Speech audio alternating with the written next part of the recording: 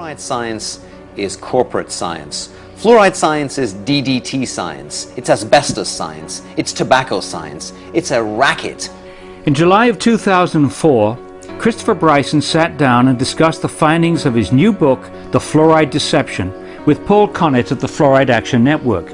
The Fluoride Deception was published by 7 Stories Press in May of 2004. The book is based on nearly 10 years of research by Bryson, an award-winning journalist and former producer at the BBC. In this interview, we asked Bryson to introduce us to some of the important individuals and institutions which have played a role in shaping public policy on the toxicity of fluoride and the purported safety of the controversial water fluoridation program. In 1993, I was working at Rockefeller Center in New York as a radio producer for the BBC. And I got a call from London. There was a local water fluoridation battle in the north of England, in Leeds.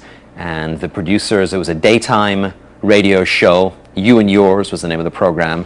And the producer said, "Chris, what do you know about fluoride? What do the Yanks think about fluoride? Is there an American angle?" And it was a very, familiar request to me. Is there an American angle to the story? And I said, "Look, I don't know fluoride from a hole in the wall. I have no idea about fluoride, but let me make a few phone calls and see if I can't help you out." And my first call was to Ralph Nader in Washington. And I'm not sure why I called Ralph Nader, but look, it was a consumer issue.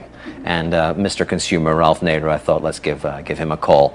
And I got through, and he said, "Look, I don't know a great deal about water fluoridation, but I've never had terribly good feelings about it. Here are the names of a couple of scientists you ought to speak with." And he gave me the names of Dr. William Hersey, who then and now is a chemist at the Environmental Protection Agency, and Dr. Robert J. Carton. Bob Carton had been with EPA, but at that time was then over at the U.S. Army. And I went down to Washington and met with Dr. Hersey and Dr. Carton, and they explained to me that the safety standards for water fluoridation in this country are based on fraudulent science.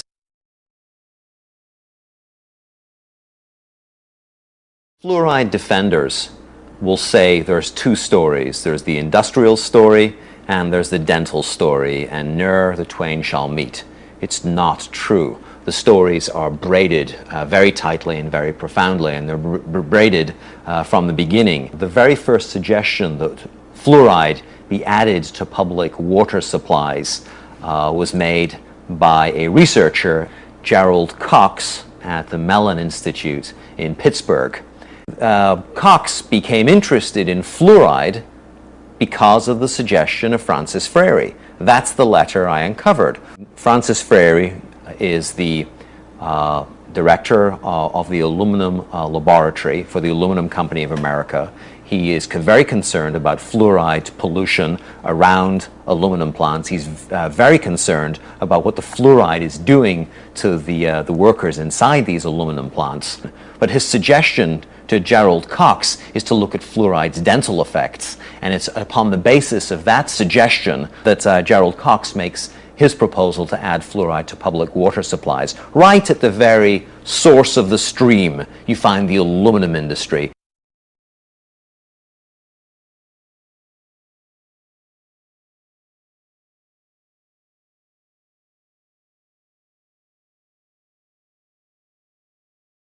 Cox's suggestion that we add fluoride to public water supplies needs to be understood for who was saying it and where he was saying it and what the track record of the Mellon Institute was. The Mellon Institute was a leading defender of asbestos for the asbestos industry. Today, industry are facing a tidal wave, a crippling tidal wave of lawsuits from people who have had their health damaged, who've been killed by asbestos. Well, for generations, the Mellon Institute produced research that said that mesothelioma was caused by something other than asbestos. That's how you have to understand the fluoride issue. Industry was concerned about fluoride pollution and about lawsuits of a similar magnitude for fluoride pollution. So it's no coincidence that the Mellon Institute makes the first suggestion that fluoride be added to public water supplies.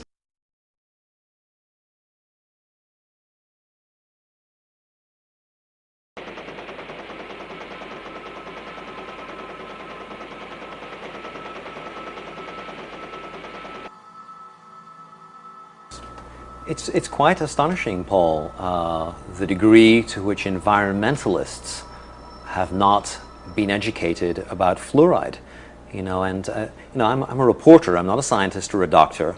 I'm quoting documents. I'm citing lawsuits when I refer to fluoride as a major industrial air pollutant. In fact, the leading air pollutant in the aftermath of the Cold War. Those are not my words. That's not my opinion. That's a quantitative assessment by industry experts of the scale of the lawsuits they were facing.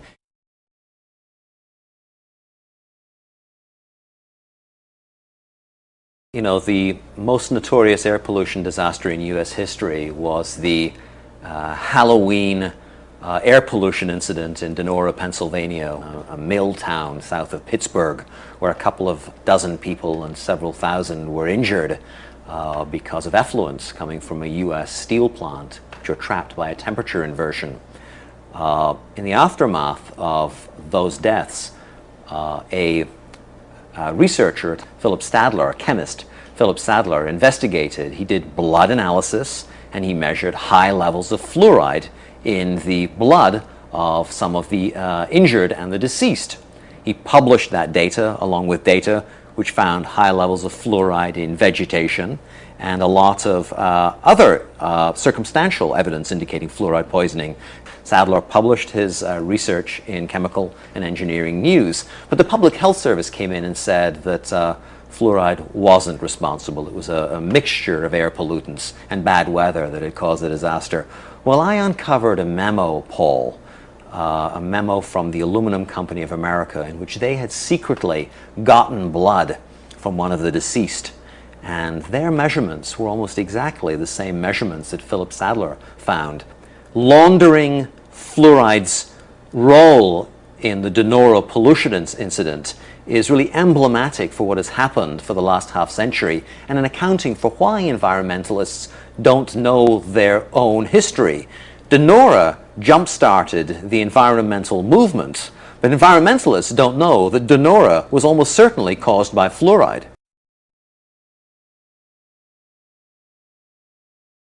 The book looks very hard at the role of a key scientist, Dr. Harold Hodge, in the fluoride debate. Dr. Harold Hodge, for most of the Cold War, was the leading scientific defender of the safety of low doses of fluoride and the beneficial effects of water fluoridation. Dr. Harold Hodge, a distinguished toxicologist on the Rochester team, has carefully investigated the safety of fluoridation. Well, to put it very simply, fluoride is safe at 1 part per million.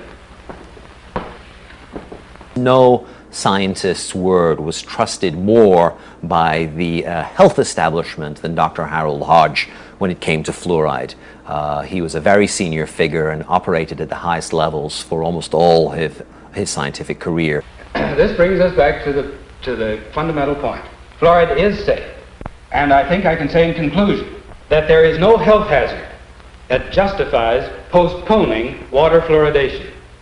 Harold Hodge, we now know, was a co-orchestrator of the human radiation experiments in which citizens in hospitals at Rochester and in Oak Ridge were injected with plutonium by scientists under Harold Hodge's direction. And there's a whole book written about that. That's right. We know about Harold Hodge in part because of the work of investigative reporters such as Eileen Welsom, who won a Pulitzer Prize for discovering the names of the people who had been injected with plutonium. Harold Hodge's name surfaced in that book and surfaced in the subsequent presidential inquiry into the human radiation experiments. You join the dots. If Harold Hodge and the University of Rochester are injecting people with plutonium and uranium, and at the same time they are reassuring us about fluoride safety. What's the connection?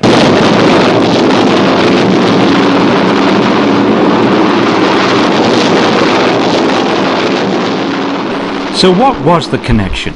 Howard Hodge was the chief toxicologist of the Manhattan Project, the group of scientists and engineers who developed the atomic bomb in World War II and the early years of the Cold War. Hodge was responsible for investigating the toxicity of many of the chemicals used in the production of the atomic bomb, and one of the chemicals of major concern was fluoride. The Manhattan Project needed enormous quantities of fluoride to make nuclear weapons, to make the bomb that was dropped on Hiroshima. So the Manhattan Project were concerned about fluoride toxicity.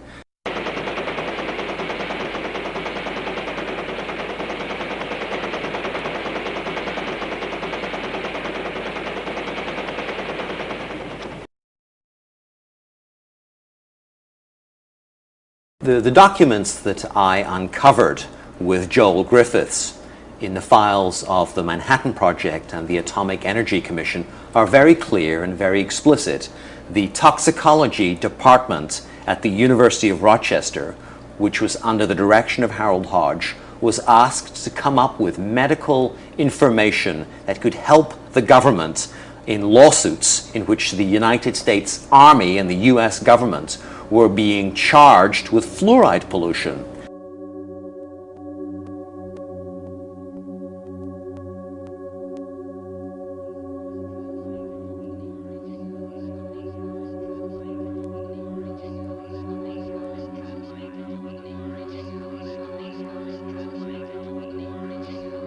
As has now been revealed by declassified government documents, the publication of scientific information collected by Atomic Energy Commission scientists such as Harold Hodge that could increase the chance of litigation against the bomb program by workers or downwind communities was forbidden. If water fluoridation was found to be harmful, then the US bomb program, as well as many other fluoride polluting industries, would have been open to massive litigation. So there's not a hope that Harold Hodge would ever say that water fluoridation was dangerous or that fluoride in small doses was toxic, because if Harold Hodge were to say that, it would have pulled the rug out from under the US Army and from under the project to build nuclear weapons.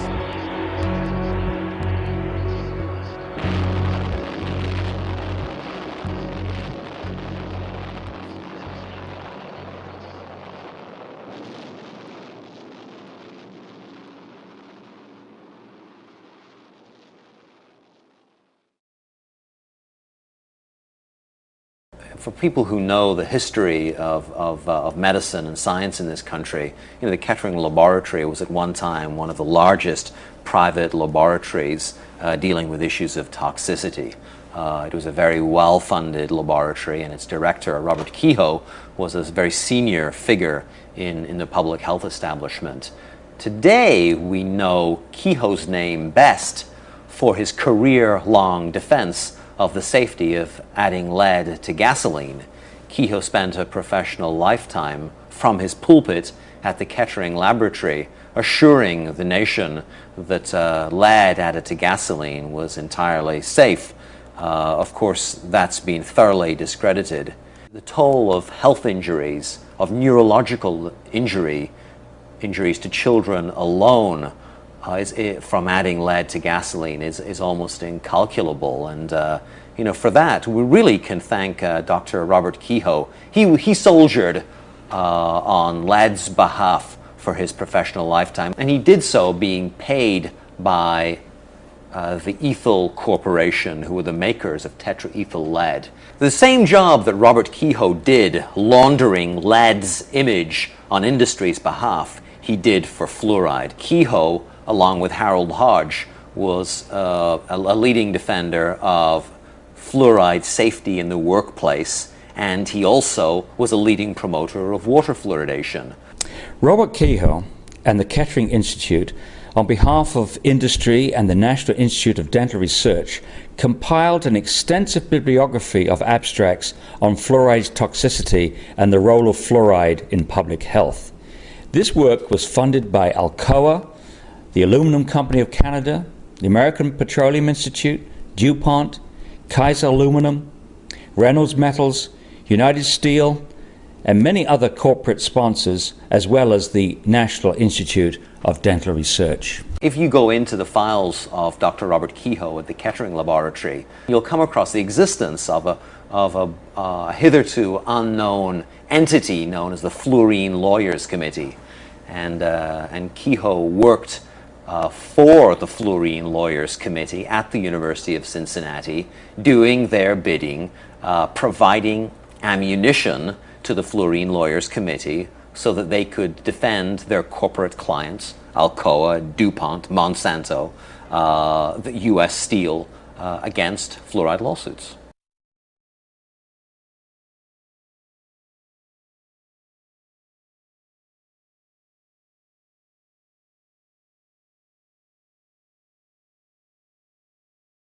In Robert Kehoe's files, there is a medical study which was a state-of-the-art $100,000 study in which beagle dogs were given fluoride to breathe in conditions which approximated the working conditions for men and women in the aluminum industry or in any fluoride industry. What happened to that beagle study? The beagle study, Paul, found that fluoride was profoundly toxic to the laboratory animals. The beagle dogs who breathed fluoride 6 days a week, just like workers, had stupendous lung damage and damage to their lymph nodes. You'd think that someone would have given that medical information to America's doctors or to the workers who were going to those doctors asking why they had emphysema. No, the study was given to the Fluorine Lawyers Committee and it was buried.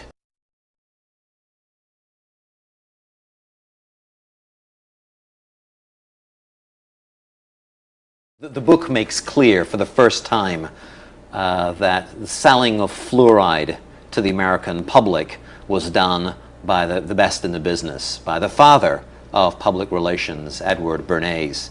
Edward Bernays is Sigmund Freud's nephew, and he was a Machiavellian genius, small in size, yet cast a towering shadow over the 20th century.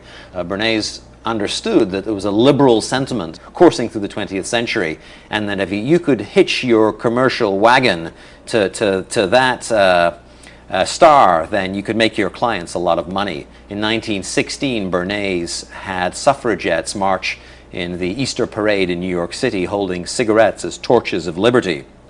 And he cooked up that scheme on behalf of the American Tobacco Company and its director, George Hill, who was paying Bernays's salary. Well, my book uncovers correspondence between Bernays and the National Institutes of Dental Research.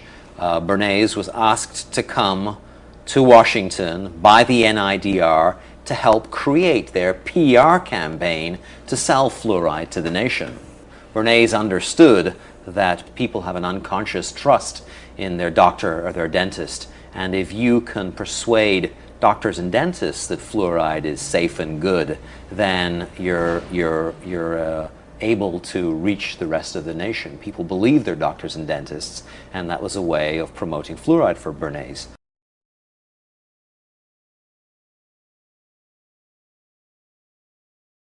Very few dentists are aware that the fluoride in public water supplies is not a pharmaceutical grade product.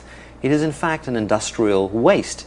It's the waste from the Florida phosphate industry. In the 1950s, the Florida phosphate industry was being sued by farmers and citizens living near those plants because of the fluoride. It was killing their cattle, destroying their crops. You know, the Florida phosphate industry today is prevented from having to dispose of its industrial effluent in a toxic waste dump by the device of shipping that in tanker trucks around the country and dumping it in our water supply.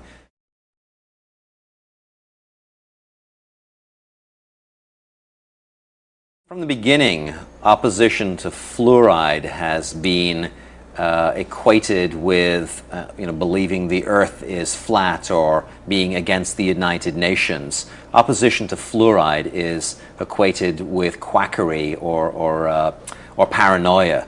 And in fact, that's really a media smear. In 1950, the public health endorsed water fluoridation. Almost immediately, there was a national movement against fluoride, and that was led by Dr. George Wolbott. We should all know George Wolbott's name.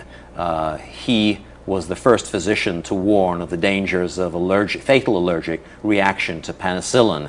Wolbott was one of the first physicians to warn of the dangers of emphysema from smoking. He saw in his own surgery, in his practice in Detroit, Michigan, that people were coming in with these ailments, unexplained ailments, whether it was back pain or gastric distress, muscle fatigue, headaches, and he figured out that it was low-dose fluoride. That, as with a lot of drugs or chemicals, there's a small subset of people who are uniquely allergic to the chemical, and Wolbott realized that it was fluoride, and he performed a whole series of double-blind experiments where people were given fluoridated water without knowing it, and the symptoms recurred. And very quickly, Wolbott's name, rather than being seen as this giant of public health committed to safeguarding public health, somebody who would warn us about penicillin or tobacco, suddenly George Wolbott becomes this marginal fringe figure who is criticized for his opposition to fluoride, and that's something that takes place again and again and again. Speaking out as a doctor or a dentist against fluoride is the third rail. It's fatal to your career. We don't know George Wolbott's name because he was smeared by the Public Health Service for his opposition to fluoride.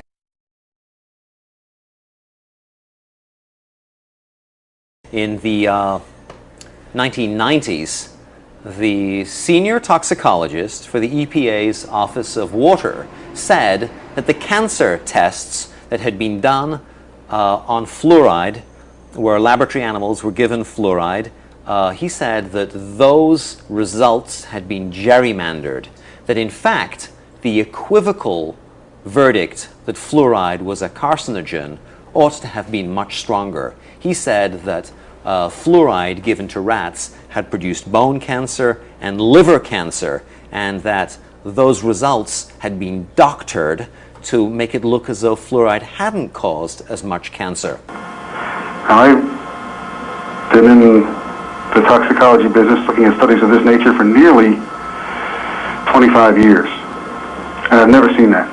Never ever seen where every single endpoint that was a cancer endpoint had been downgraded. I'd seen one or two endpoints argued over, usually on a definition of what is a cancer in that particular tissue, but I've never seen every one of them downgraded. I found that very suspicious. Marcus was fired. Dr. William Marcus was fired, and a federal judge ruled that Marcus was fired because of his outspoken opposition to fluoride.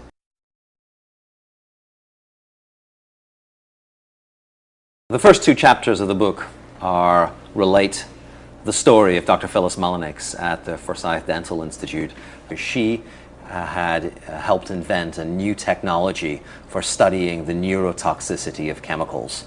It was called the computer pattern recognition system, and in essence, Dr. Mullenix's technology took photographs or video of animals which had been given a chemical in small doses, and then used computers to analyze the patterned behavior or the disruptions to patterned behavior when the animals had been given that chemical. While Mullenix was brought into the Forsyth Dental Research Center to study some of the chemicals used in dentistry, and she was asked to study fluoride. And Phyllis Mullenix said, I'm not wasting my time with fluoride. Fluoride's given to children, it's good for children, it's been around for donkey's years. I'm wasting my time by studying fluoride. But she did as she was ordered, and Phyllis Mullenix found that fluoride in very modest doses produces effects in laboratory animals resembling attention deficit and hyperactivity disorder. The pattern that we saw It typically is what we see with other neurotoxic agents that are well known to cause a hypoactivity or a memory problem or an IQ problem. When I first presented the results of these studies, one of the individuals sitting and listening to the results, he says, "Do you have any idea what you're saying?" And he says, "You're telling us that we're reducing the IQ of children." And basically I said, yes.